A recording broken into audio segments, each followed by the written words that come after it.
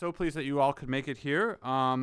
We've had a slight change in the panel. Unfortunately, Sofia Dayek, who is director of the Center for Urban History in Lviv, was not able to make it. So we've added the original chair, IZABELLA TABAROVSKY, who is here at the Kennan Institute, and I'm very pleased to chair today's meeting in her stead. We're going to begin with the presentation from Barbara KIRSHENBLATT-GIMBLETT, who is advisor to the director and chief curator of the core exhibition of the POLIN Museum of the History of Polish Jews. She is currently the university professor and professor of performance studies at New York University's Tisch School of the Arts. And she earned her MA and PhD in folklore from the University of Indiana and has served as a fellow and past president of the American Folklore Society and on many other major museum bodies as well. So, thank you. Floor is yours, Dr. KIRSHENBLATT-GIMBLETT. Thank you. There are three things I'd like to do today, and the first is to indicate how at POLIN Museum we deal with difficult history. And I'd like to do that as a kind of starting point because in the current debates that are going on around this very contentious effort to legislate what can and cannot be said about the Holocaust in Poland, POLIN Museum is often cited in a very positive way as an example of how to handle these difficult issues sensitively. The second thing I want to do is to, at least very briefly, indicate to you how we're dealing with 3 anniversaries in 2018. The first is the 100th anniversary of Poland's regained independence. The second is the 75th anniversary of the Warsaw Ghetto Uprising. And the third is the 50th anniversary of the March 1968 anti-Zionist, anti-Semitic campaign and the emigration, the last major wave of emigration from Poland. And I can assure you that the way that POLIN Museum is dealing with those anniversaries is quite different from the ways in which other institutions are dealing with I would say, primarily the anniversary of the Second Polish Republic. And then the third is I want to set this within the current very contentious and I think really damaging debates that have been engendered by this very unfortunate, misguided, and poorly worded effort to legislate what can and cannot be said about the Holocaust. So for those of you, particularly for those of you who are not familiar with the museum, let me at least begin to set it in place. So first of all, this is where we have created the museum, on the ruins, on the ocean of rubble of the former Warsaw Ghetto, which had been the pre-war Jewish neighborhood and had been leveled, completely destroyed after the Germans suppressed the Warsaw Ghetto Uprising in 1943. The monument to the Ghetto heroes was unveiled on the 5th anniversary of the Warsaw Ghetto Uprising in 1948, and you can see the destroyed city of Warsaw in the background, and that the rubble had not been cleared. Today, the monument stands in an area that basically after the war, the communist-era apartment buildings, and in a space that had been designated as a plaza and park that would be the setting for the monument. In 2013, we opened the POLIN Museum of the History of Polish Jews. It had been initiated as an idea in 1993, and the intention was that it would face the monument to the Ghetto heroes and complete the memorial complex. That we would go to the monument to honor those who died by remembering how they died, and we'd go to the museum to honor them by remembering how they lived. And so today, it's that relationship that really is a key to the meaningfulness, to the significance, and I think also to the success. And so the museum is, the name of the museum is POLIN, Museum of the History of Polish Jews. The word is inscribed in in Latin letters and in Hebrew letters on the glass that lines the building.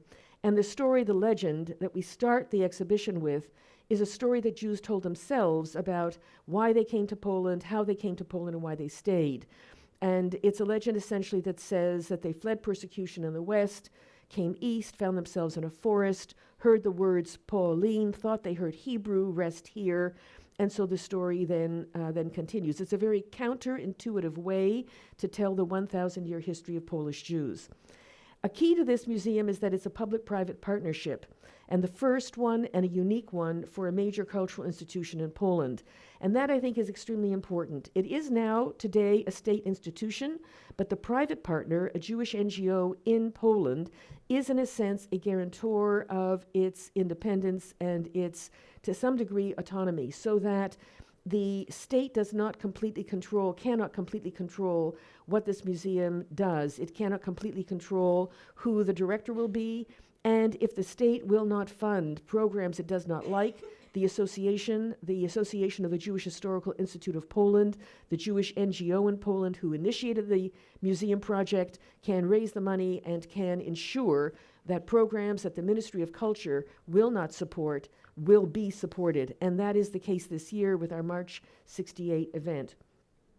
A key to the, I think, to the feeling that this museum somehow or other is dealing with history in a responsible way has to do with a very rigorous, very coherent, I would say, set of historical principles, or set of principles that guided the creating of the exhibition. And the first being that 1,000 years of Jewish presence on Polish soil, that's the most important period in the history of Polish Jews. And so by placing the Holocaust, Jedwabne, Kielce, blood libels, and all of those other very dark moments in this history within a 1,000-year history of Polish Jews is actually the first move, and it's a very important move. The second that I would point out from this longer list is that the exhibition presents a spectrum of relations from the best to the worst, a story of coexistence and conflict, cooperation and competition, separation and integration, by no means suggesting that at any one moment in time those two terms are co-equal. It is a multimedia narrative exhibition, which is, I think, also a key to its power to tell, to be a storytelling museum. And it's multi-voiced. It avoids a master narrative. It is not ideologically driven. It is not, if you will, following a politics of history or historical policy, whether of the center-right government before it or the current right-wing government, but rather it offers an open-ended, multi-voiced narrative and models what that kind of openness and what that kind of debate and dialogue can actually offer when presenting a history that has in it very difficult moments. One of the big messages of this exhibition is that Jews were not only in Poland but also of Poland, that they created a very rich civilization, one that exhibits a kind of symbiosis between Jews and their neighbors, whether they're Polish neighbors, Ukrainian neighbors, Lithuanian, because we're thinking in terms of a very, very large Polish-Lithuanian Commonwealth. One of our key principles in the creating of this exhibition is to avoid a teleological narrative, which is to say, to avoid presenting a museum of 1,000 years of Polish-Jewish relations that lead inexorably to the Holocaust. And so pulling back, and we have various ways of doing that, is actually critical to creating an historically accurate, not an anachronistic, and not a teleological narrative. That doesn't mean that we don't present the most difficult episodes, but we do not embed them in essentially a history of anti-Semitism, which is what some of our critics would wish that we would do. And so when we come to the Holocaust Gallery, when we look down that Second Polish Republic street, what we see is not the Holocaust. What we see, in fact, are people looking up, and when you turn the corner, you see the bombs dropping. And when we come to present the Holocaust itself, we actually present it in a multi-voiced way as well. And we present both, in the case of the Warsaw Ghetto section of the Holocaust Gallery, we present Adam Czerniaków and his Polish diary in Polish. He was the head of the Judenrat, and Emanuel Ringelblum, who organized a clandestine archive and a team, the Onyx Shabbos team, to document everything that was going on in the Warsaw Ghetto, but also to some degree in occupied Poland. And we do that on the basis only of documents from the period, without looking forward and without backshadowing. These are documents that were buried and excavated right after the war. We have, in a section that we call the Aryan Street, a presentation of Polish-Jewish relations during the Holocaust. What did Poles know? What did they think? What did they feel? What did they say? What did they do? Again, a spectrum from the very worst to the very best, including stories of Poles who hid Jews, some of whom exploited them and murdered them, and others who lost their lives in an effort to save them. And so that full spectrum and those stories, the best and the worst, are part of our presentation, and that includes Jedwabne and local pogroms in the summer of 1941. When we come to the post-war gallery, this is actually the gallery that gave our colleagues the most difficulty, and that is because there are no Germans here. Whatever happened here is really a story of, if you will, Poles and Jews under communism. And it is here that we present the history of the Warsaw Ghetto Monument that we are commemorating, and it is also here where we can see an effort on the part of the government, a part of the city and a part of the ministry, to shift the story from the fullness of the good and the bad to the good, meaning Jan Karski and, of course, the Polish righteous. We present in the post-war period the pogrom in Kielce, and in presenting this pogrom, we present not only it, but also many other cases of violence between 1946 and 1946 and 49, and we present the multiple interpretations from the period into that pogrom with all of the documents, and of course, March 68. Now, this being the anniversary of the Second Polish Republic, how do we present it? We present it for children and families using the most popular children's book by Janusz Korczak, a Polish Jew who was an extraordinary pedagogue, if you will, the John Dewey Montessori of Poland, and his story of a young boy who wanted to become king and the difficulties of organizing a government. And it is an exhibition about what civic engagement and what a government is, should be, can be. And it's done for kids and families, and this is not, I can assure you, how the regained independence of the Second Polish Republic is being commemorated in other places. As for the Warsaw Ghetto Uprising, we are commemorating it as we do every year with our Daffodils campaign, which is inspired by Marek Edelman, the last living leader of the Warsaw Ghetto Uprising, who every year would receive anonymously a bouquet of yellow daffodils and lay them at the monument in a kind of alternative commemoration. And we hand them out and explain them, create a mural in commemoration of him and of the yellow daffodils, which is actually now spread also to the United States.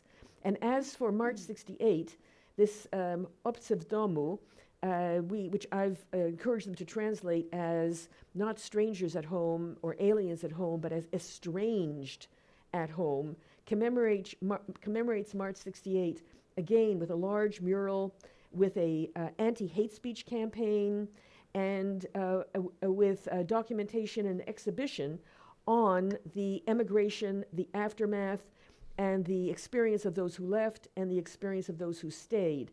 And what's happened is that with the current brouhaha over this amendment, people are making a connection between March 68 and what's happening now. Now, ostensibly, this is happening because of the phrase German death camps, which clearly is only an issue in the English language, but actually it's a red herring. It's actually not an issue. The phrase Polish death camps is a shorthand. Karski used it himself. And so what is it? It's a shorthand rather than an accusation that Poland created the death camps. So what is it really about? So this is one of the most egregious, if you will, low points in the current, I would say, scandals and diplomatic crisis, which is that the current Prime Minister of Poland equated German perpetrators, Polish perpetrators, and so-called Jewish perpetrators. And this in a conservative right-wing government's magazine recently appeared. And it's absolutely extraordinary. It's showing, if you will, a Jew, a German, or Nazi shooting a Pole. And this, the cover of Politica, which is a progressive journal, showing the sort of embattled Poland defending itself against the world and all of the blasphemies of the world, and the question as to whether, under these circumstances, the March of the Living and the Israel groups will continue to come to Poland. And so what I would say in conclusion is that the current political climate, we developed our programs for this year before this crisis emerged. And now that the crisis has emerged, these programs have become even more important, and they are a way for a museum as an institution of public history to actually intervene in a way that can model what reasonable civil discourse might look like and what independent historical research that's not politically, ideologically driven, what might look like, and how a public can be engaged in it in a productive way. So I would end there. Thank you. Thank you very much, Barbara. Our second speaker is IZABELLA TABAROVSKY, who is Senior Program Associate here with the Kennan Institute at the Wilson Center, as well as is our manager for regional engagement. She manages the Kennan Institute's programming in Ukraine and the broader region. Her scholarly interests include politics of historical memory in post-communist space, with a special focus on Holocaust in Nazi-occupied Soviet Union and Jewish cultural heritage in Eastern Europe. She is a frequent speaker on the subject, and her articles have appeared widely in Newsweek, the Tablet magazine, and other publications, and she also holds an MA from Harvard University. So, IZABELLA, the floor is yours. Thank you so much, Will. So I'll say right away, I'm not a museum worker. I am a researcher, a scholar here at the center, as Will mentioned. And what I want to talk about is, I focus quite a bit in my research on what's happening with Babi Yar, with memorialization of Babi Yar. And so I wanted to talk about my most recent reporting from there.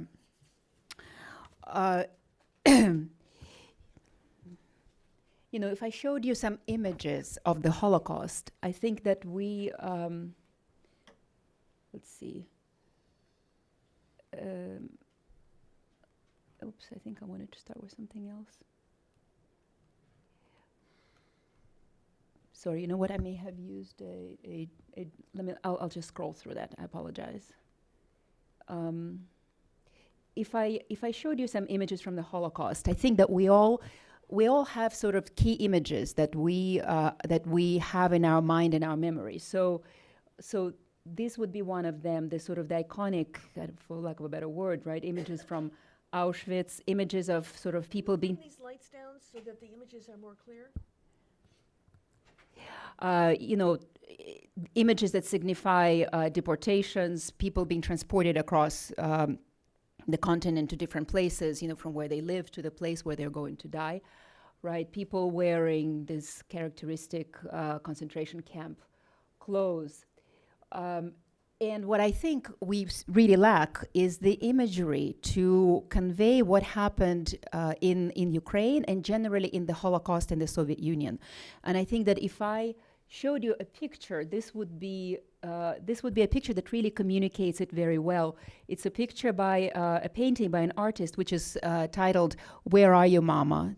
This is Babi Yar, and to me, this characterizes what happened in those territories, because so much of it happened, first of all, in ravines, in pits, in forests. It happened, people were not documented, the deaths were not documented. And so there's sort of a sense of loss also because there was no proper mourning for it. The Nazis, in some cases, as in the case of the Babi Yar, they tried to, cover up the signs of what was left from their crime. And then the Soviets sort of imposed decades of silence over it. And so today, and Babi Yar itself was transformed, and I'll talk about it a little bit, as a landscape, it was completely transformed. So today we really don't know anymore, what was, it's very hard to do research. And throughout Ukraine in general, you have basically, if you go to Western Ukraine, you have sites of mass murder, which are, some of them have sort of some symbolic, little monument that was established usually after independence in the 1990s. But the sense you get really from being there is just a sense of empty space. It's an empty space, places where Jews used to be very prominent, especially again in Western Ukraine, big part of the community, sometimes majority in certain towns. Now there is really absence, and there is an absence of memorials also. And this is a place where 1.5 million Jews died, Overall, in Soviet territories, now the latest numbers that we have is 2.7 million people died, were murdered. So it's very significant numbers, and they still remain to be commemorated in ways that give really given a sense of really what happened here. So I think that, for people who are engaged in memorialization, museum workers, I think that it's probably one of the greatest challenges, I think, is to really create images that can communicate to people what happened there. Let's see. So I'll just say a couple of words about Holocaust in the USSR in general, and then move to Babi Yar. So the way Holocaust in the USSR happened, again, for example, the image of deportations doesn't quite apply here because people died where they lived. Ghettos played a fairly small role in these territories. Only Jews who lived in Western Ukraine and were close to Poland were often transported, were ghettoized, and then sometimes they were transported to concentration camps. It was a very short distance, but most of the time people died right where they were. Collaboration levels were very high, and this is one of the obstacles really in commemorating this, because local governments really don't want to deal with that issue, and it's what makes Ukraine, for example, quite different from Poland. The level of death here was also very high. I believe that in Poland, it's 90% of Jews who were murdered. In Ukraine, it's 97% of all Jews who remained in the occupied territories died. Some evacuated, so I just want to make sure people understand it's those who stayed. So, and that was only possible because local population was helping, because people, if they, first of all, the number of those who managed to escape massacres was very small, but even if they escaped, they had nowhere to go because of the largely hostile population. And of course, as always, we have to say that there were those who saved Jews, absolutely, they were righteous in Ukraine as well. But it is, it's the collaboration we often talk about, because it is in fact so significant, and in Ukraine it's a very difficult issue to raise.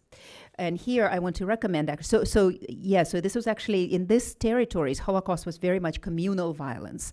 I can recommend the latest book by Omer Bartov, Anatomy of Genocide. It's a really excellent reconstruction of how this kind of communal violence became possible in a small town in Western Ukraine. So now, what is Babi Yar? I'm a little bit concerned about the slide order now, but let me see what happens. No, I have to go back. I apologize. I think this. Okay, so this is one of the original photos of Babi Yar. Babi Yar was actually a series of massive ravines outside of Kiev, natural ravines. They had been there. The first time it's mentioned, I believe, is 15th century. By the time we get to the 1930s, 1940s, it's a place where there are a lot of, on the one hand, it's a place where people go for recreation. On another hand, the term that's used is that it was sort of a necropolis. A number of cemeteries were formed here, Jewish cemeteries, Orthodox cemeteries. So the word necropolis is often used. Nazis entered the USSR on June 22nd, 1941. They moved very quickly through Ukraine. By September 19th, 1941, they're in Kiev. And, a series of, I'll just go through chronology very quickly, a series of big explosions happens in Kiev. The Soviets, before retreating, had mined the entire center of the city. So the entire center of the city burns for days. The Germans can't put out the fire. The local population can't put out the fire. When they finally manage to do this, they immediately turn to seeking who they thought was the perpetrators, and they say that the Jews were the perpetrators. And so they begin the action. I believe on, I can't remember the specific date, but toward the end of September, a notice appears throughout Kiev that says that all Jews of Kiev must show up in such and such a place. And on September 29th, people begin to march toward that place.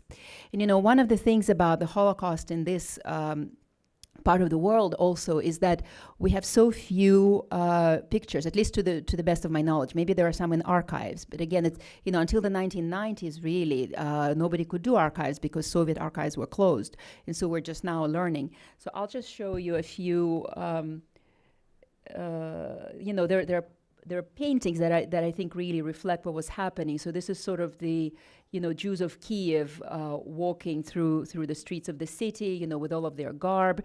People were told that they will be put on trains to go to Palestine. And, you know, as they keep walking, so you can see here, you know, we don't know if these two people are, you know, if they are saying goodbye to one another, if maybe they're concerned neighbors who are watching. You know, there are a lot of reports of actually people standing outside and watching this whole procession.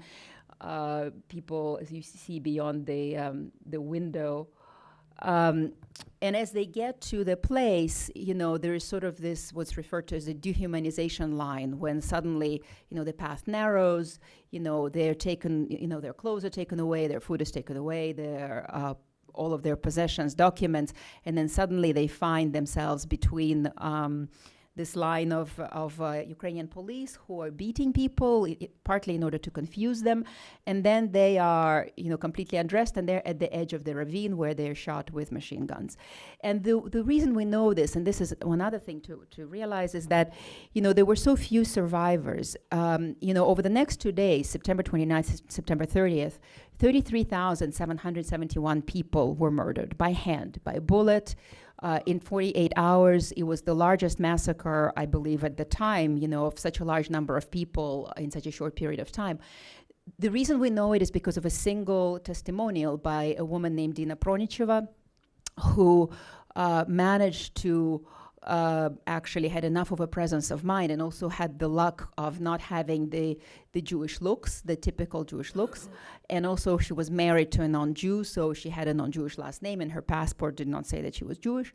So she managed to kind of, you know, figure out what's going on, try to pretend that she was not Jewish. Eventually they realize that she is, you know, and she jumps into the ravine a few seconds before they shoot her, manages to climb out from under all of the bodies, manages to survive. It's just a series of incredible luck, you know, and she gave testimonial later on. So, you know, so after those first 2 days, the killings continued. We don't even know exactly how many people were killed there. They were not only Jews. I believe one of the views is that 50 to 75,000 Jews were killed, and altogether 100 and up to 150, and some even say 200,000 people were killed. Why do we not know about it? Because, first of all, the Nazis, before leaving Kiev, began to try to exhume and burn the bodies. They used Soviet POWs to do that. And here I'll actually show you a few pictures from. So this is at the site of the murder. These are, you know, you can see there are some soldiers rummaging through the clothing that was left. And this is the Soviet POWs who were, you know, dealing with the bodies. You know, the reports are that when they started burning the bodies, the smoke over Kiev just hung for months. This is, you can barely see it, you know, it's the bodies that the Soviets discovered when they entered the city.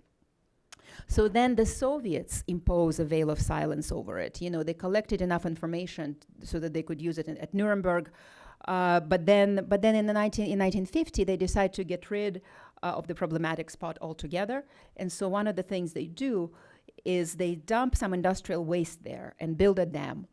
In 1961, the dam breaks, and the waste pours into the city with a wave that was like 14 meters high into the part of the city called Kurenyovka. Over 30 buildings were destroyed, some 1,500 people died.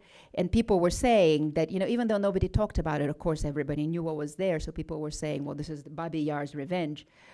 So then after the Soviets deal with that, they just sort of level out the ravine. They decide, you know, we're going to have a park there. We're going to have some, you know, entertainment there. And that's what it basically became. You know, this is how we arrive to the 1990s. Now, a few memorial events happened there. You know, relatives tried to get together there and mourn the victims. The police sort of disperses them regularly. You know, in the early 60s, the Evtushenko poem comes out, which draws attention to the whole tragedy. In 66, there is a novel, Babi Yar, published by Kuznetsov, who was a witness to a lot of what's happening in Kiev, including the Babi Yar massacres. And it's an excellent novel. I highly recommend it. You know, it was published in the Soviet times with significant redactions. He actually had to flee And it's a really excellent eyewitness account. Again, we don't have that many of them. And then finally, in 1976, the Soviets built a memorial. Let's see, I apologize for this. Okay, these are just some pictures of Ukrainians greeting the Nazis. That's Dina Pronicheva. Okay, so here the Soviets built this memorial, which has the plaque on it, to the peaceful Soviet citizens who were murdered here by fascists. The phrase, the peaceful Soviet citizens, become sort of a classic. The Soviets never wanted to acknowledge the specificity of Jewish suffering. In essence, it was a denial of the Holocaust. There were various complex political reasons, internal political reasons, but this monument is what we have there by the 1990s. So then the 1990s arrive, things open up, and various groups start to install their own monuments at Babi Yar. So this is the Israeli monument. There is this memorial to the children who were killed there. This is a memorial to Ukrainian nationalists. There were 621 Ukrainian nationalists who are said to have been shot there. Today, researchers are saying it's not proven. They may not have been shot there, but this is an important point, and I'll come back to it in a moment. This is a memorial to Olena Tiliha, who was also a Ukrainian nationalist during the war, a poetess, but who called for destruction of the Jews, who really supported the ethnically pure Ukraine and supported the Nazi policy of annihilating the Jews. So, the place, there is nothing in the place that really can convey the horror that happened there. If you go there today, again, it's a park, people are drinking beer, they're walking their dogs there. And in a way, I say that it would be as if we never commemorated Auschwitz, for what it is. And a lot of people have felt that it needs to be done. There have been attempts before. Now there is a serious attempt, and this is what I really reported on recently. This is a project that's called Babi Yar Holocaust Memorial Center. And it is, its founders are four Ukrainian, Russian oligarchs, as they call it, really wealthy businessmen. They announced it at the 75th anniversary of the tragedy in September 2016. And they, to my mind, they're doing a really great job, and it's not just me. They're earning really praise from people, senior people at the Holocaust Museum here. Dr. Dariusz Stola, the head of the POLIN Museum, is also very much in support and believes they're doing a great job. Yad Vashem supports them. They have an impressive supervisory board chaired by Natan Sharansky, includes Joe Lieberman, an academic council that includes really everybody, all the best scholars of the Holocaust. And they have a great ambition. They really want to create a museum, a research center, an archival center that compares to the Holocaust Museum here, to the Polin Museum in some ways, to the Berlin Museum. They got a plot of land. That was another complicated issue because, as you can imagine, it's a huge territory, Babi Yar, and in a territory like this, where so much desecration and so much, construction and all kinds of things have been going on, and sort of catastrophes like that Kurenov disaster, it's important to know where you can build, right? Because we can't build over the bones. So this group has gotten the permission from some international halachic authorities. It seems that everything could be going forward, but there is a lot of resistance in Ukraine at the level of those who control the national narrative in Ukraine. And here it's not unlike in Poland, except that I think that Poland, one might be surprised to hear it given the current crisis, but Poland is really light years ahead of Ukraine in terms of dealing with its role in the Holocaust. Ukraine really has never done that on a deep level, on a national level. And like all other post-communist countries, after the independence, they focused on constructing an ethno-national narrative, a narrative that focuses on suffering and victimhood of the specific ethnic group, the titular ethnic group. So for Ukraine, it's Ukrainians.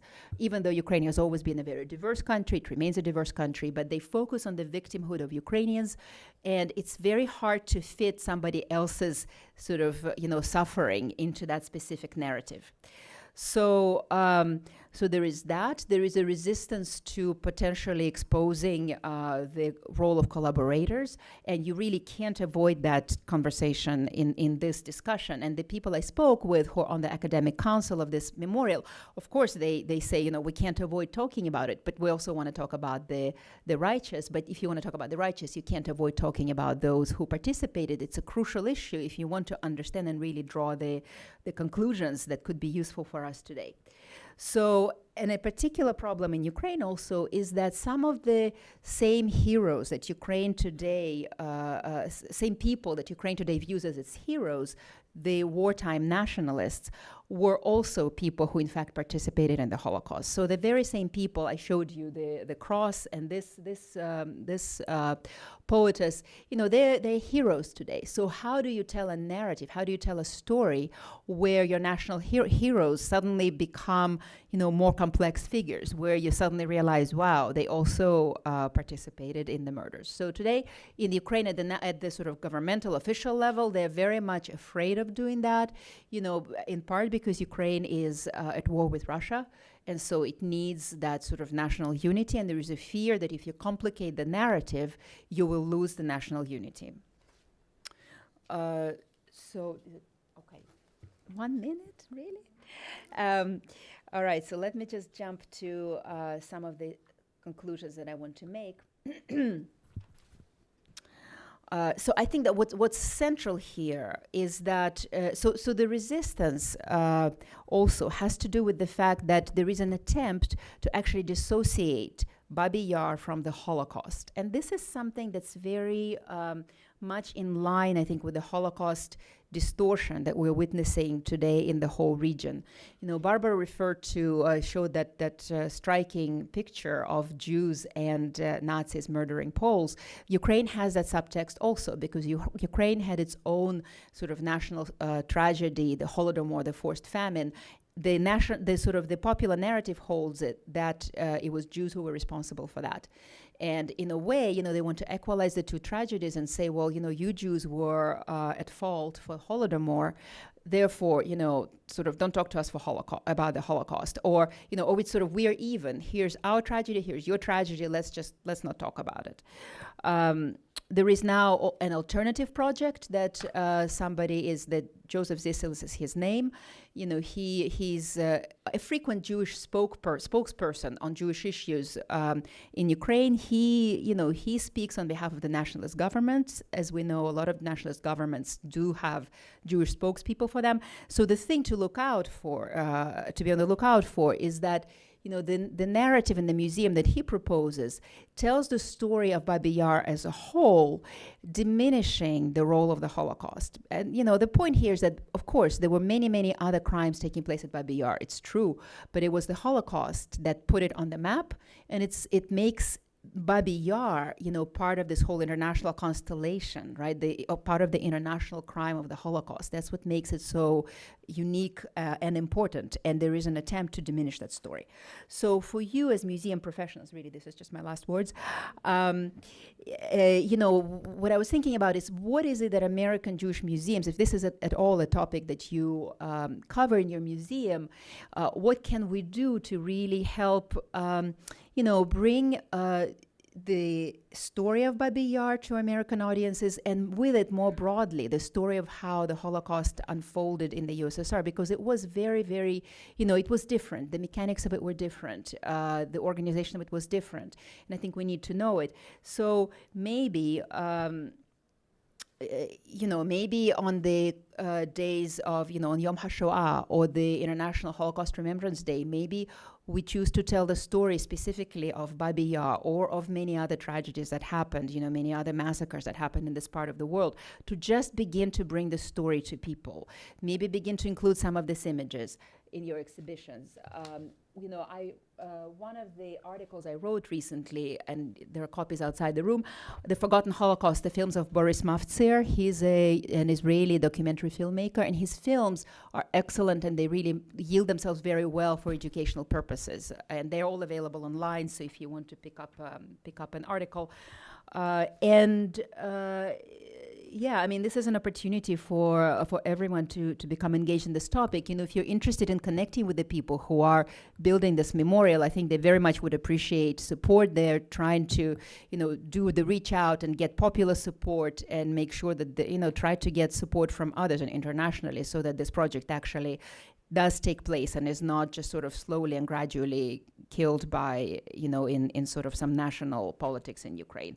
One final thing I want to add with Joe Lieberman's quote. I interviewed him for my piece on the museum. He actually said something I'd never thought about. He said, you know, the Holocaust in the Soviet space actually has a lot of relevance today, because today, you know, we've done a really great job at stigmatizing, right, the things like death camps. You know, nobody today probably will be building crematoria, but today people continue to perpetrate genocides where people are killed and left in mass graves, and nobody can find those mass graves for years and maybe even decades. So that's a particular relevance of that story to today. Thank you so much.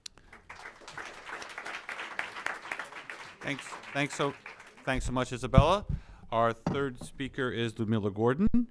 She is a museum exhibition developer and researcher specializing in cultural and political history with over 20 years of experience in developing collections and exhibitions in the United States, Canada, and Russia.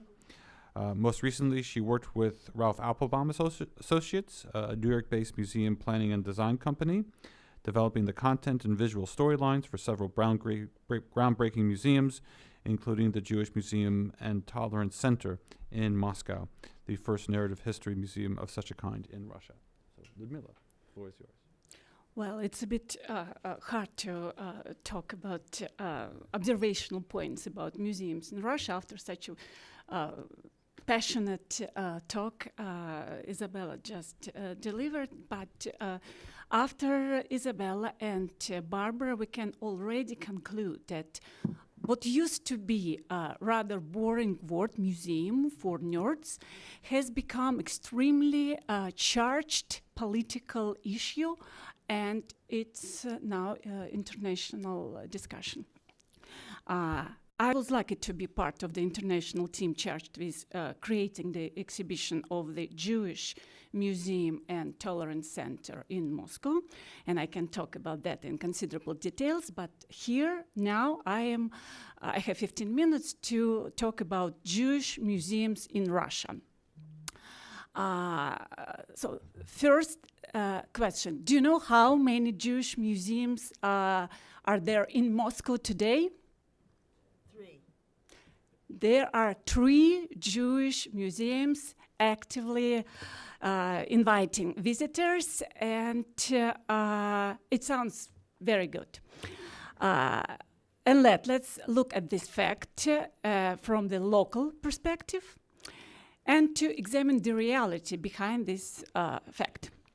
First, briefly, the history of the Jewish museums in Russia. It is really brief indeed. The first attempt to create a Jewish museum in Russia was made by Semyon Ansky, famous Jewish ethnographer.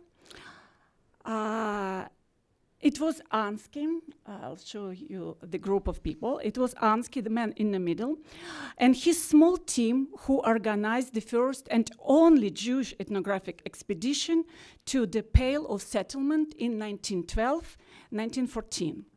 Ansky and his colleagues collected, recorded, and brought to Petersburg tremendous amount of Jewish folklore, artifacts, photos. These collections laid the foundation for the first Jewish museum in Russia, which was opened indeed in 1917 in Petrograd at the time, in this very building. It was opened for a few months, then closed due to revolution upheaval. Then it was opened again in 1923. 6 years later, it was closed for good. Artifacts were divided between various Soviet museums. That was it. Several decades of the Soviet rule have passed. In the early 1980s, at the time of the total ideological stagnation, a group of young Jewish intellectuals, predominantly ethnographers, came up with an initiative to create a Jewish museum celebrating the diverse cultural heritage of the Jews of the Soviet Union. That includes a really broad territory and many subgroups. The participants organized an informal group called Jewish Historical and Ethnographic Commission.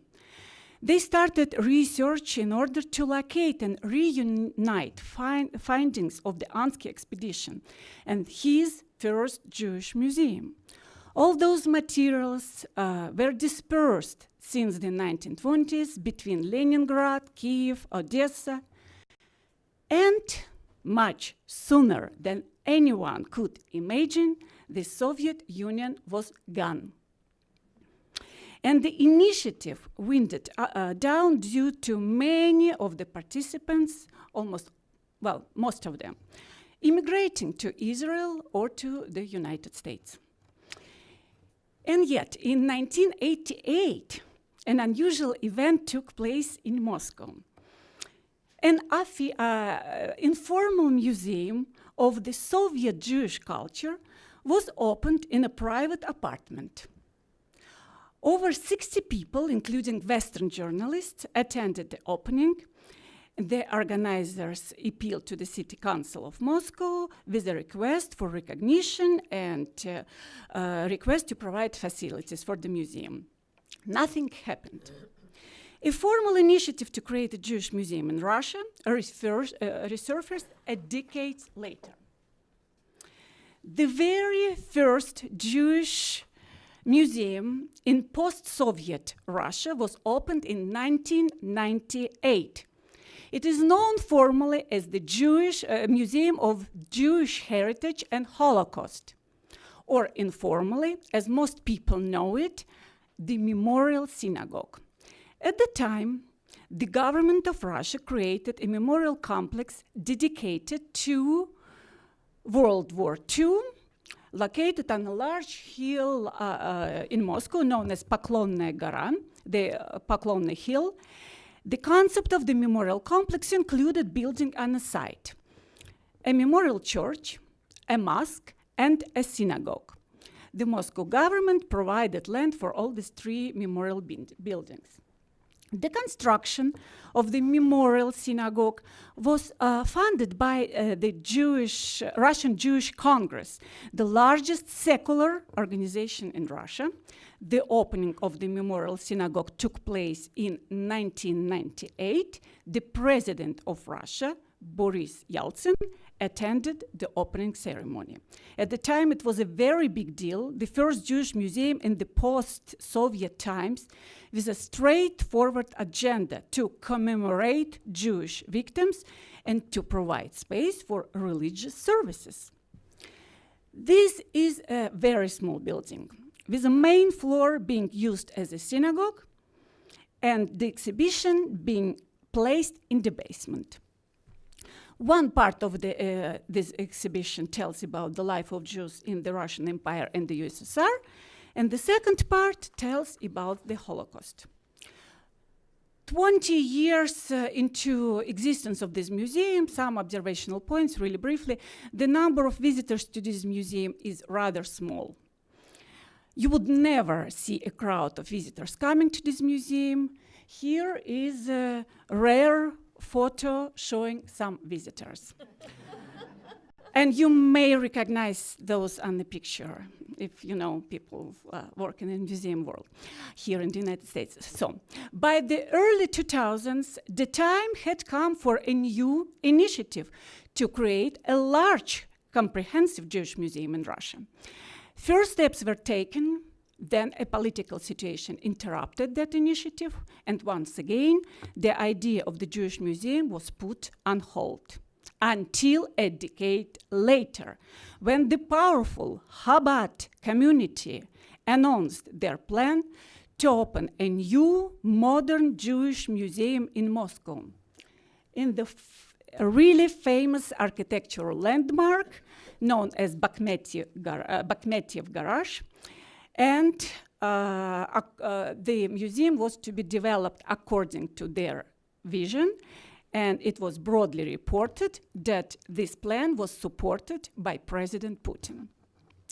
As soon as this news became widely known, suddenly representatives of the Russian Jewish Congress, a secular organization I mentioned earlier, announced their own plans to open another Jewish museum in the coming year.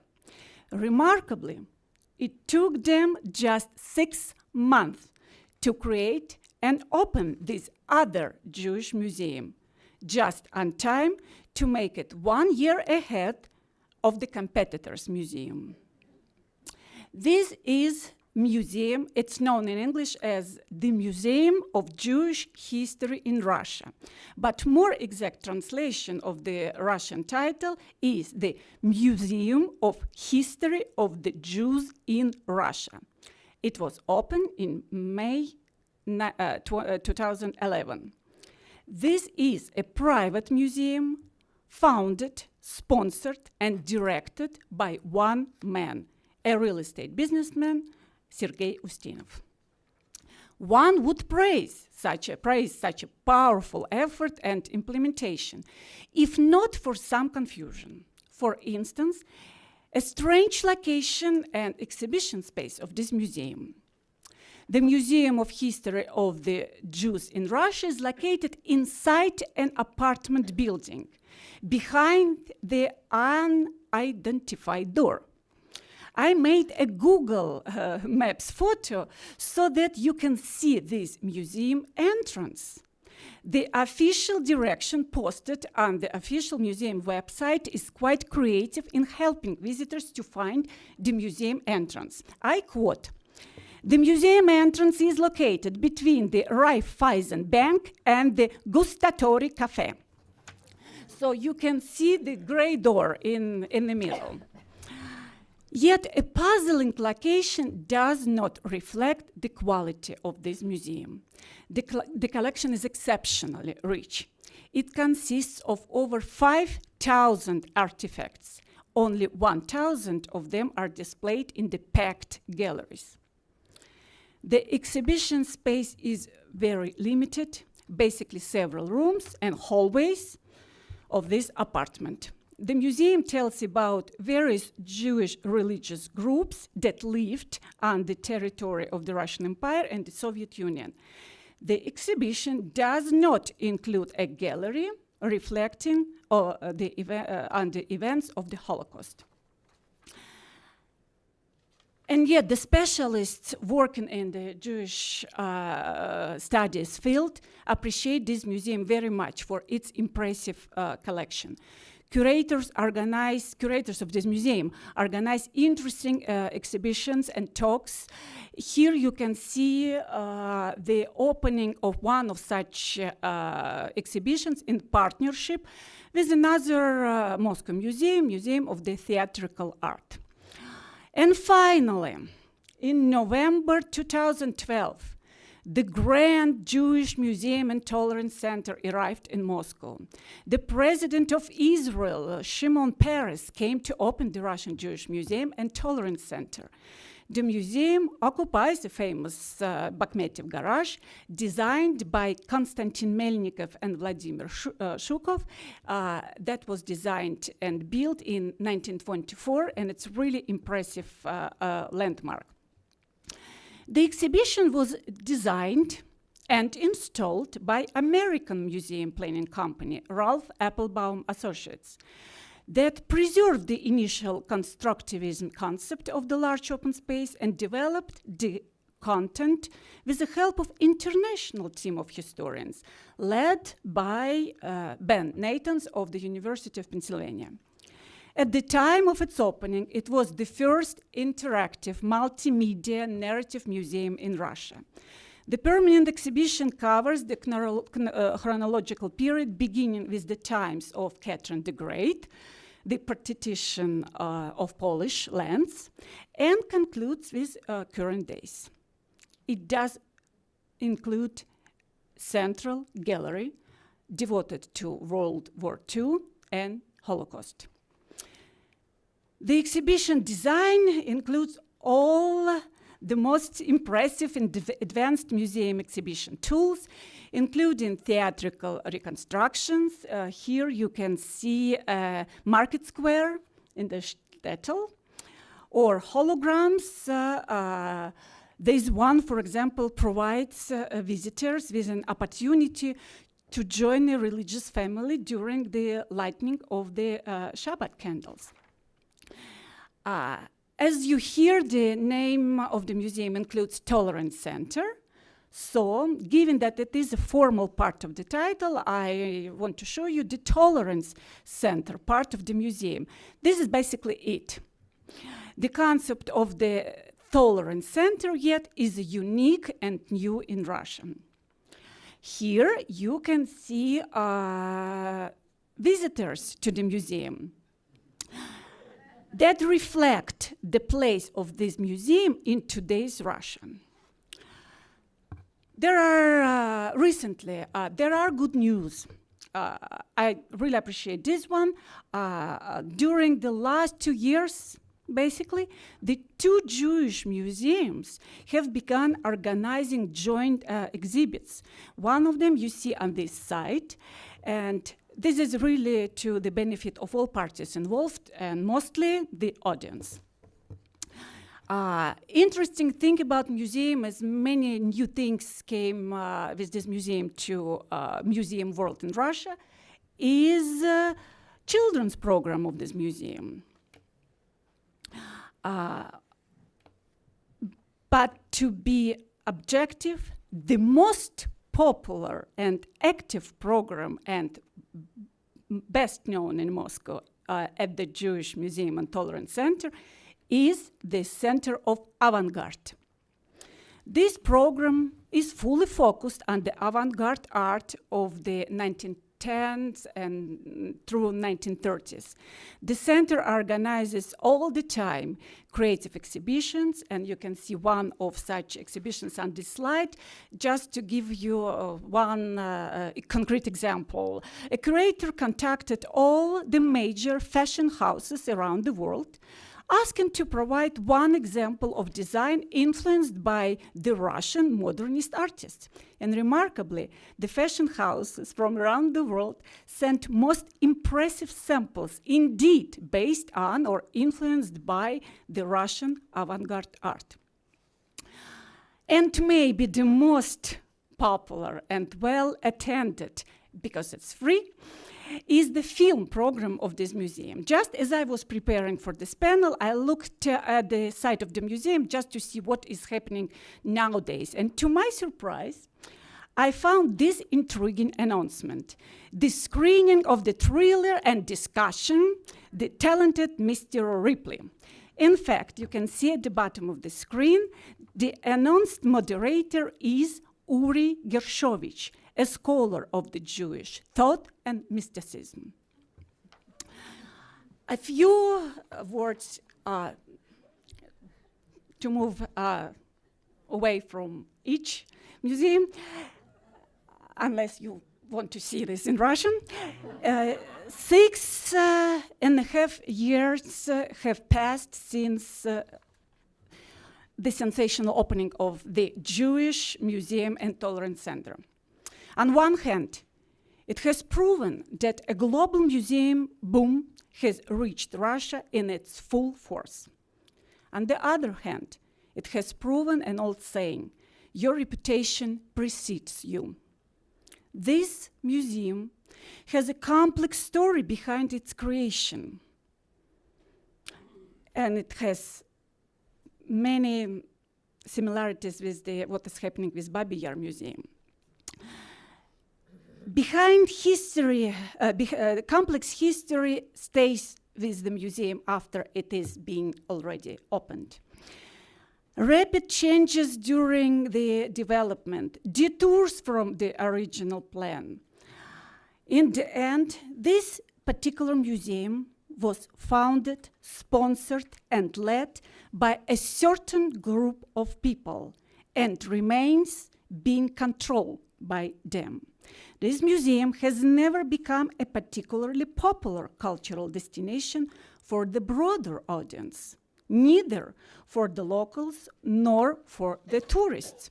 In comparison, for example, with the POLIN Museum in Warsaw or Jewish Museum Berlin, as you have probably noticed, I repeatedly pronounce the full title of the Jewish Museum and Tolerance Center. I do it on purpose. Why? Because if you hear how the locals refer to this institution, you would hear just the center.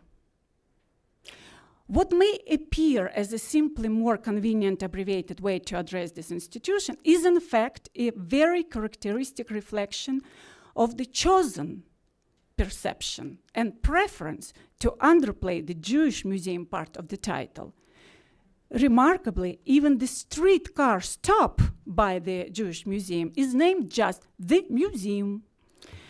The noticeable absence of the Jewish museum part in the reference to this museum is not because of the anti-Semitism. It is rather the reflection of the lack of great enthusiasm and interest in the Jewish museum by the broader audience. That includes both the Russian Jews and non-Jews.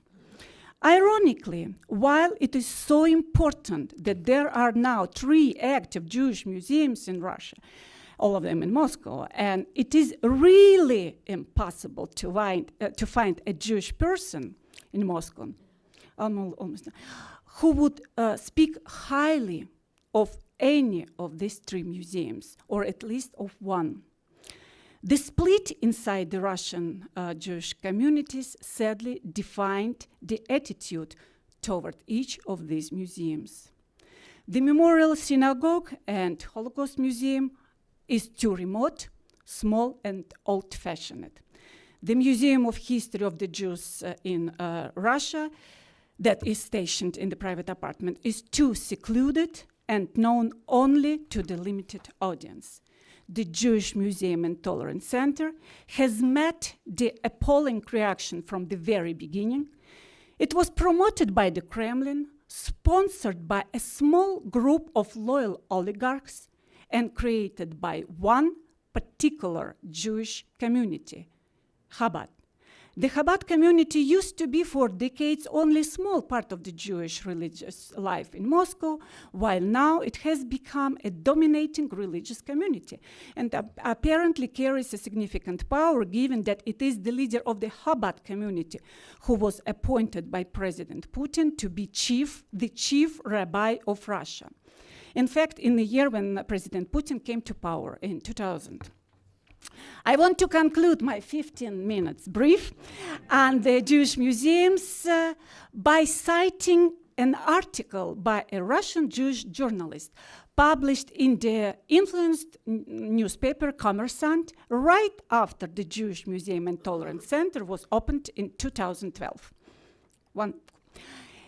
It is a miracle that a Jewish museum is opened in the center of Moscow.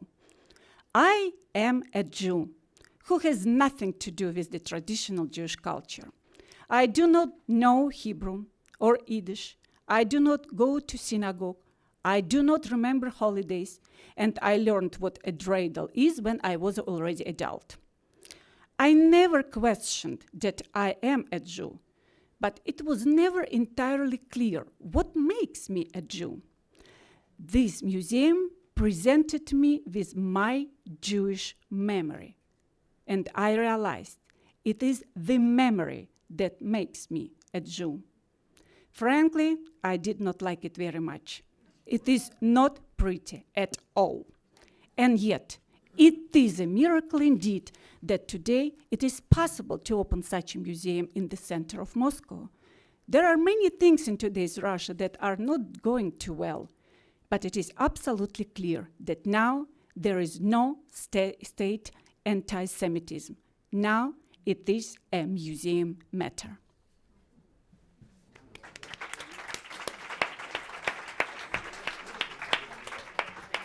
Well, thank you very much, Ludmila, and yes, I think your opening remarks about the increasing relevance of all these museums and all these discussions have been really brought out very prominently in all 3 papers. I'm just going to throw the floor open for questions from the audience. Right here. Hi, I'm going to direct my statement and question to Isabella. Denver, I don't know if anybody knows, but there is a Bobby R. Park, it's known as Bobby R. Park in Denver, Colorado, that memorializes the events outside of Kiev in Ukraine. And we have a memorial event in September every year that we invite the community to. Recently, we brought an exhibit by, I don't know if anybody's aware of this gentleman, Father Patrick Dubois, and he has an organization, Habad Community, and his educational program is called Holocaust by Bullets, and they are a team of people throughout Eastern Europe are researching these ravines, these fields of murder across Eastern Europe, and interviewing people who were witnesses as children to these roundups of Jews who were taken from their homes, walked to the ravines, and systematically shot and murdered. So Holocaust by Bullets refers to these roundups by Eastern European communities, and the eyewitnesses are telling the stories of what happened.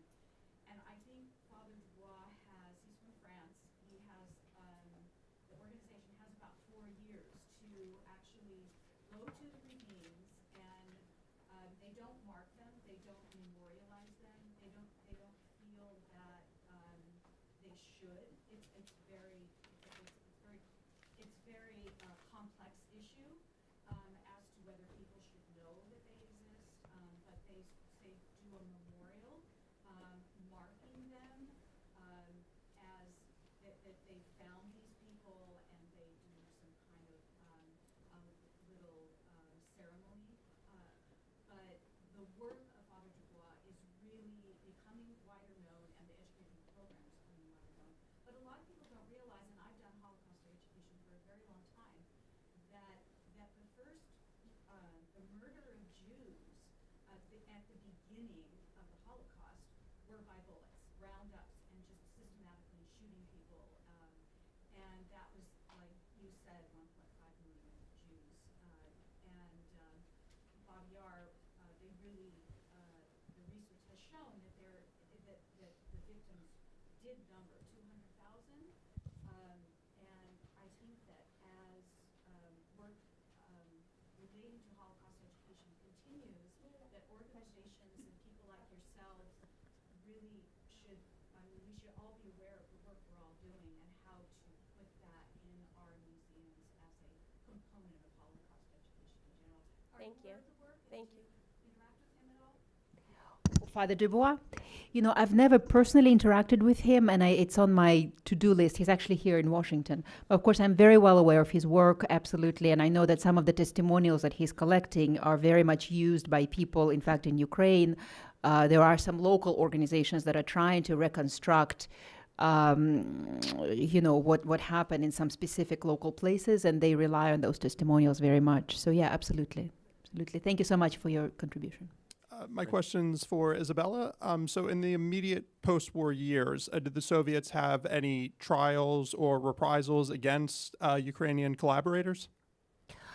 Yeah, I mean, they really pursued them for a very long time. I think until, I don't know the exact date, until the mid-50s or so, there were actually, there was fighting that continued in West Ukraine.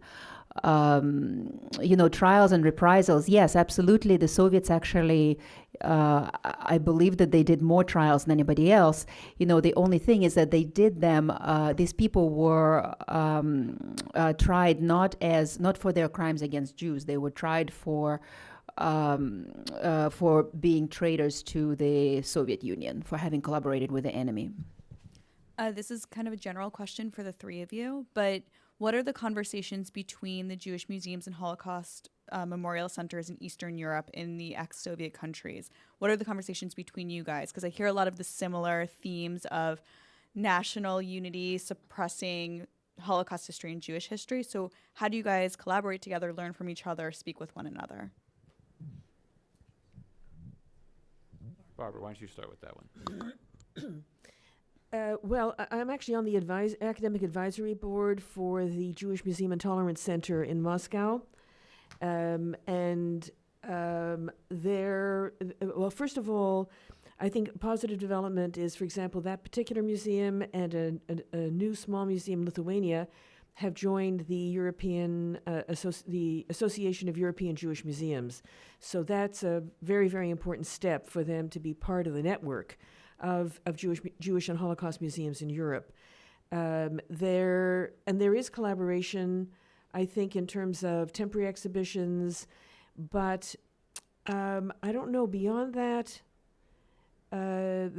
We visited them, they visited us, but beyond that, I don't know. I mean, I do know that they have the Moscow Jewish Museum has reached out. That is to say, the Jewish Museum and Tolerance Center has reached out to other museums in Europe but basically for temporary exhibitions. It's been more, I think, along those lines than anything else. But what do you think? I think you pretty much answered. I think it's important to think that all the museums should discuss, and basically it happens during conferences or exceptional case like Barbara. It's very important that Barbara was invited to be part of what is happening in the Jewish Museum and Tolerance Center. They really need to approach what is happening worldly. Let's say it, not to stay focused on what happens inside the country and all those things that I mentioned. So I think more questions like yours and more development would be beneficial to everyone. And I'll just say, I think I mentioned that I know that Dr. Stola is supporting the Babi Yar Holocaust Memorial Center that I was describing. You know, they themselves are reaching out to all the major museums to get sort of the best expertise. So that's the extent. And they actually, the manager of that project came to POLIN Museum, spent a day there, and we met with them. So I think that there is an effort to learn from other museums in the creating of that one. Okay. So I see. Well, maybe except that I believe it took 15 years for you. Longer. And that is very important. And I think it's the key answer to no one can create such important museum in extremely short period of time. It takes lots of devotion, research, and responsibility, and ethics, and many things. So. And I think I'm going to guess also consensus building in the society, because I think that for the POLIN Museum, I think that's what you really did well, is in managing different groups as you were moving forward with it. And that's very crucial. I mean, in Ukraine, that's what they really need to do. And it's hard to see how it would happen given the current situation. Well, actually, I think that also your comment that nobody's very interested in the Jewish Museum and Tolerance Center or the other two museums. But in Poland, I think the difference is there's a feeling of urgency, a feeling that such a museum and the story that it tells is actually important. Now, I mean, we've had about 2.5 million visits since we opened the building in April of 2013, which is very exceptional because I don't think there's any museum other than the Holocaust Museum here in North America that has that level of visitation. And I'm not saying that all of Polish society felt an urgent need for this museum, but a significant enough number of people really felt it was important and supported it through its long process of development. And I think the response of our visitors, which are now about between 60 and 70% are Polish visitors, and the rest are international. Half of them are Jewish visitors from Israel, the diaspora. But there's and of course there's many millions more that haven't come yet, I say. I'm hoping, of course, we'll see them. But I think the response within Poland is extremely, extremely important, very, very important. And it was already there, I think, as we were ramping up. Mm-hmm. We're going to take a bunch of questions simultaneously. So we'll start here and then move over here. So my question is about the research that you were able to do. Can you speak a little more to the opportunity to gain access to the archives in Russia and what that did for your institutions? Okay, and let's take some questions over here then. Yeah, my question Right, is the Museum of Ethnography in St. Petersburg, and they have an active Jewish section. I was surprised that you left that out in the Okay, and right here. Mine isn't a question so much as I'm Fred Wasserman, and I actually worked with Ralph Applebaum Associates on the development of the Jewish Museum and Tolerance Center. And I just wanted to comment that the process that we went through was one that would be very familiar to many of the Jewish museums here, and that while Chabad was certainly the sponsor, the sort of content development was quite independent with an advisory team of 5 international scholars, and so I just don't want there to be the impression that it was a Chabad-driven kind of content. It really is a very sophisticated and I think surprising look at the range and the depth of the history of Jews in Russia. Okay, and we had one last question up front here. Yeah, my question is also We're going to get a microphone to you right here. Thank you. Yeah. I also have a question about research, and I guess my question is about what research may have been done, or if it is to be done. How I'm just curious, if there are measurable differences in, I guess, behavior socially after such a memorial is opened, and how that sort of behavior goes into the shaping of the memorial itself. And I think that's a question specifically for POLIN, as it is it's already so very open, whether there's been research around how behaviors have changed as a result. So I think there are questions there for everybody. So Barbara, do you want to kick off? Sure, thanks. If I understand the last question, it's about impact. Mm-hmm. So, first of all, we were fortunate to get support, outside support, to do the most systematic, most professional visitor research. So we really actually know a lot about our visitors immediately after they visit, and then weeks after, months after. And I would say that we can't, usually that question is a question as to whether Poles are less anti-Semitic after they visit our museum. I mean, I hate to put it so boldly, but that's usually really what's behind the question. And I can't, our museum was never set up to basically fight Polish anti-Semitism. That was never the goal. At the same time, the education department of the museum, which is really incredible, a very, very important part of it is citizen education and promoting of tolerance. And the anti-hate speech campaign and this commemoration of March 68 and the way in which we're intervening in the current debates is really an important part of it. So I can't really speak directly to the impact on attitudes, but I like to think that what the museum does is to offer a history of Polish Jews rather than a history of Polish-Jewish relations. And that's a very, very important difference in terms of historical paradigms. A history of Polish Jews is a history in which Jews are actually agents in their own history and not simply objects on which others project their fantasies and fears.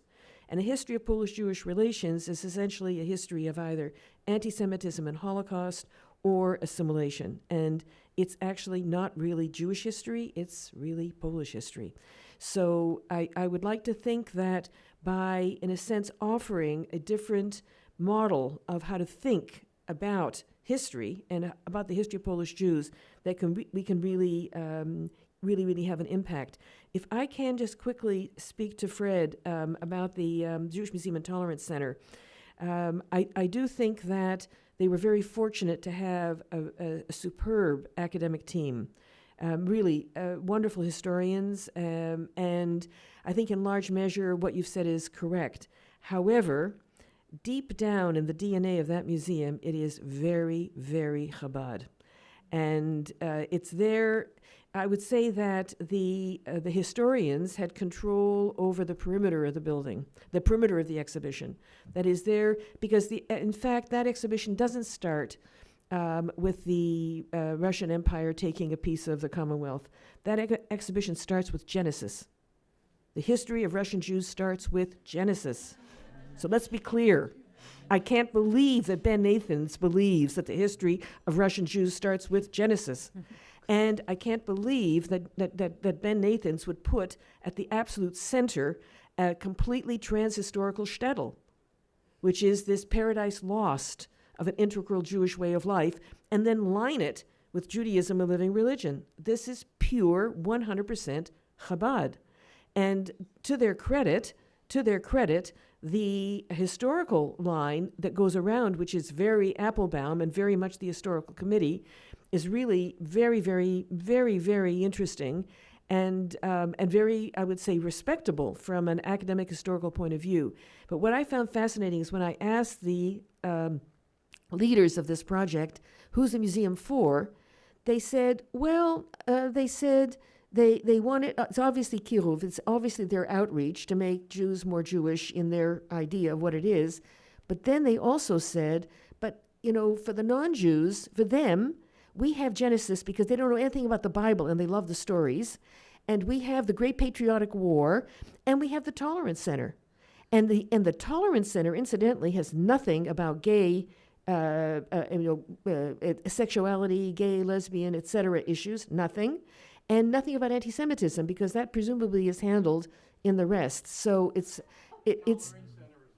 that's something else. But Putin is a thing about tolerance centers. He wants them everywhere. So, you can speak to that, better than I can. Okay, so maybe I'll just stop there. LUDMILA. No, We'll let you pick up there, LUDMILA. Okay, I just answered several things. Thank you, Barbara. Thank you for a great What presentation. Barbara did, she gave very sophisticated explanation. I was trying to, as I said it from the very beginning, 15 minutes, you really have to be very brief. I was trying to deliver the perception by the locals. This is what I was trying to tell here. I mentioned I was part of an international team working on the exhibition, and I am extremely proud of the work that we have done, of everything, except the cartoon about the Genesis. Oh, you're lucky the whole exhibition wasn't that, because they 4D. wanted Universal Studios. Okay, so because Genesis is 4D presentation, and it brings you into some extreme experience. Okay, so we back to serious matter. I was very proud of what Ralph Applebaum was able to research, create, and the concept, everything. What I was talking about probably my personal resentment and kind of disappointed 6 years after, how this museum is perceived by the locals. And the conversation about Chabad, it's, again, sophisticated explanation is one thing. Another thing, this is reputation, nothing you can do. You talk to intellectuals, Jewish intellectuals, and they either never go to the other museum, they never even checked it out, or they know all about it, everything. They never visited this museum, but they know everything. And it's really impressive how much of this kind of emotional relationship between all these people. So it's about museum and exhibition is one thing, but the target audience, this is something that is always important for any new museum to analyze and conclude. Next thing, mentioning the Museum of Ethnography in Petersburg. I did mention it. I talked about Ansky expedition findings, and I told that it was divided and dispersed between Leningrad, Kiev, and Odessa. Part of the Museum of Ethnography that has Judaica, this is everything from Ansky expedition. So we have, and of course it's very rich because Ansky found really treasures. One more thing about archives, because I do work a lot in archives, and you asked how are Ukrainian and Russian archives. And it's interesting, some of them all have arrived into 21st century. But some of them stayed in the 70s of the 20th century.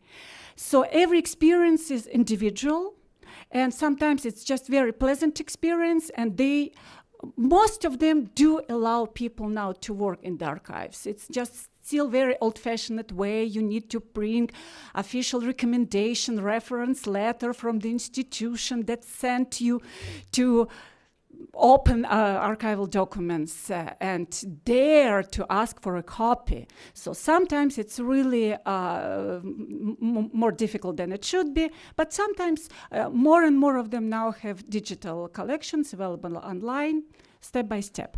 So it's no longer as bad as it used to be in the early 90s. Actually, in the early 90s, they opened archives. And one more thing, I just want to comment. Chabad is not about the what happens. Members of the Habad community, they don't come to this museum at all. After all, museum is a secular experience. They don't need this museum. It's politics.